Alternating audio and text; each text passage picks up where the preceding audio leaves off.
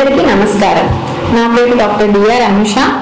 Neurology డిపార్ట్మెంట్లో associate professor of న్యూరాలజీగా పనిచేస్తున్నాను Narayana medical కాలేజ్లో.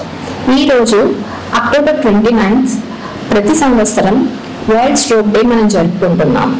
ఈ వరల్డ్ స్ట్రోక్ డే సందర్భంగా ప్రతి సంవత్సరం ఒక్కొక్క థీమ్ ఉంటుంది. ఈసారి థీమ్ ఏంటంటే ఎవ్రీ మినిట్ కౌంట్స్.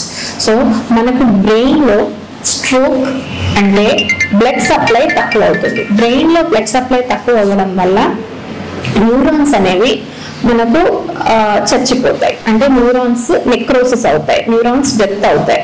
సో దానివల్ల మనకు సింటమ్స్ వస్తాయి.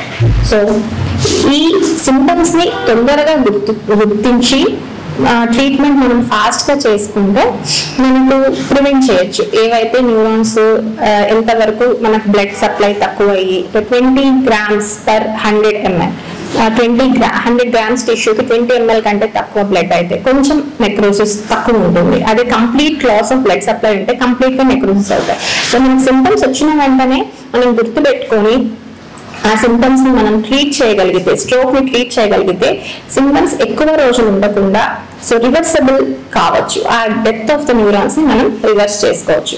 సో మనం దీని సందర్భంగా మనకు ఎవ్రీ మినిట్ కౌంట్స్ అనే థీమ్ ప్రకారంగా మనం ఈరోజు వరల్డ్ స్ట్రోక్ డే జరుపుకుంటున్నాము. ఈ వరల్డ్ స్ట్రోక్ డే థీమ్ అంటే ఏంటి అంటే, మనం వరల్డ్ స్ట్రోక్ డే ఎందుకు జరుపుకుంటున్నాము అంటే ప్రపంచానికి మనం అవేర్నెస్ స్ప్రెడ్ చేయాలి. స్ట్రోక్ అంటే ఏమిటి, దీన్ని ఎలా ప్రివెంట్ చేయొచ్చు, దీన్ని ఎలా గుర్తించాలి, వచ్చిన వెంటనే ఎలా ట్రీట్ చేయాలి అనే వాటిని మనం ప్రజలందరిలోకి అవేర్నెస్ తీసుకెళ్ళాలి. ప్రివెంట్ ఎలా చేయాలి, స్ట్రోక్ ని మనం ఈ సింటమ్స్ వస్తే ఓకే మళ్ళీ నెక్స్ట్ వచ్చే ఛాన్స్ ఉంటుంది. స్ట్రోక్ ప్రతి ఒక్కరికి స్ట్రోక్ వచ్చినప్పుడు almost life long they have an increased risk to have a stroke for another time. So అట్లా రాకుండా ఏమేమి చేస్తే స్ట్రోక్స్ ప్రివెంట్ అవుతాయి, స్ట్రోక్ రాకముందే ప్రైమరీ ప్రివెన్షన్ కూడా మనం తెలుసుకోవాల్సి ఉంటుంది. సో స్ట్రోక్ ని ఎలా గుర్తించాలి? సో సింటమ్స్ ఆఫ్ స్ట్రోక్, ఈ బ్లడ్ సప్లై బ్రెయిన్ కి ఏ భాగంలో తక్కువైతే ఆ భాగానికి సంబంధించి మనకు సింటమ్స్ వస్తాయి. సో అందరికీ అర్థమయ్యేటట్టు ఒక నిమోనిక్ ఉంది, బి ఫాస్ట్, BEFAST అని చెప్తాము. బి అంటే బ్యాలెన్స్ ఇష్యూస్. సడన్ గా ఒక మనిషి నడుస్తున్నప్పుడు బ్యాలెన్స్ తప్పిపోయి నడవడము, ఒక వైపుకి ఒరగడము, లేకపోతే కళ్ళు తిరిగి బ్యాలెన్స్ తప్పిపోయి కింద పడ్డము. So B is for balance. E is for vision loss, సరిగ్గా ఒకవైపు కనిపించకపోవడము, లేకపోతే ఒక మనిషి రెండు రకాలుగా కనిపించడం, అంటే రెండుగా కనిపించడం, పైన కింద కానీ పక్కన కానీ కనిపించడం, ఏమైనా వస్తువులు ఇలా చూసినప్పుడు రెండుగా కనిపించడం, ఇవన్నీ ఈకి సంబంధించి ఐస్. ఎఫ్ అంటే ఫేస్ వీక్నెస్. ఫేస్ వీక్నెస్ ఎలా గుర్తించాలి అంటే ఒక సైడ్ కన్ను సరిగ్గా మూత పడకపోవడము, ఒకవైపుకే మూతి లాగడము, వీటిని ఫేస్ వీక్నెస్ గా గుర్తిస్తాం. ఏ అంటే ఆర్మ్ వీక్నెస్.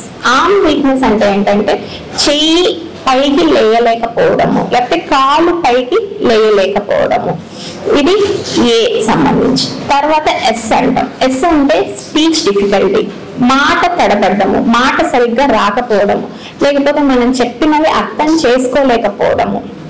సో ఇది ఎస్ అంటే. టీ అంటే time to call emergency. So ఈ పైన చెప్పిన సింటమ్స్ BEFAS, ఈ పైన చెప్పిన సింటమ్స్ ఏవి సడన్ గా వచ్చినా, సడన్ అంటే విత్ ఇన్ సెకండ్స్ రావాలి. ఇప్పుడు బాగున్న మనిషి నెక్స్ట్ మినిట్ లో ఇలా అయిపోవడం, ఇట్లా ఉన్నప్పుడు మనము దిస్ ఈస్ స్ట్రోక్ సింటమ్స్ అని గుర్తించాలి. అప్పుడు T is for time to call emergency 108, లేకపోతే నారాయణ ఎమర్జెన్సీ నంబర్ కి కాల్ చేయండి, అంబులెన్స్ వస్తుంది. సో ఈ సింటమ్స్ వచ్చిన వెంటనే విత్ ఇన్ 4.5 hours మీరు ట్రీట్మెంట్ చేయించుకోగలిగితే అది ఇంప్రూవ్మెంట్ చాలా ఎక్కువ ఉంటుంది. అంటే ఈ సింటమ్స్ అన్ని ఆల్మోస్ట్ 95% రివర్సబుల్ అవ్వచ్చు.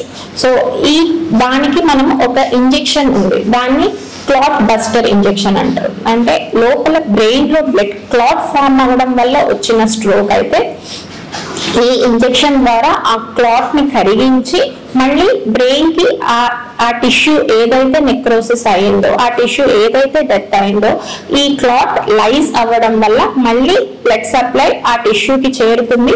తొందరగా ఏదైతే రివర్స్ చేయొచ్చు, ఆ బ్లడ్ ఫ్లో తగ్గిన దాన్ని మనం వెంటనే రివర్స్ చేయొచ్చు. ఇంకొక టైప్ ఆఫ్ స్ట్రోక్ ఉంది, ఇది బ్లడ్ క్లాట్ ఫామ్ అవ్వడం వల్ల వచ్చిన స్ట్రోక్, దాన్ని ఇస్కీమిక్ స్ట్రోక్ అంటారు.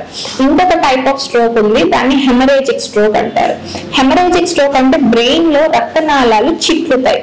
సో ఇలా ఉన్నప్పుడు ఆల్రెడీ బ్రెయిన్ లో రక్తనాళాలు చిట్టినప్పుడు బ్రెయిన్ అంతా బ్లడ్ లైసిస్ అయి ఉంటుంది. కాబట్టి ఈ ఇంజెక్షన్ అలాంటి స్ట్రోక్స్ కి వాడకూడదు. కానీ మనకు ముందే ఏ స్ట్రోక్ తెలియదు కాబట్టి ఇమ్మీడియట్ గా సింటమ్స్ వచ్చిన వెంటనే హాస్పిటల్ కి రావడం అనేది ఖచ్చితంగా ముఖ్యం. 4.5 hours దాటిన తర్వాత ఈ ఇంజెక్షన్ మనం ఇచ్చినా పని చేయదు.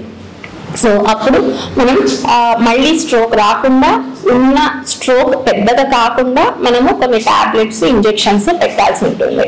సో ఎందుకు వస్తుంది స్ట్రోక్? మెయిన్ ఈ స్ట్రోక్స్ మెయిన్ గా మనకు లైఫ్ స్టైల్ చేంజెస్ వల్ల వస్తాయి. అంటే కొన్ని జెనెటిక్ రిస్క్ ఫ్యాక్టర్స్ ఉంటాయి, కొన్ని మోడిఫైబుల్ రిస్క్ ఫ్యాక్టర్స్ ఉంటాయి.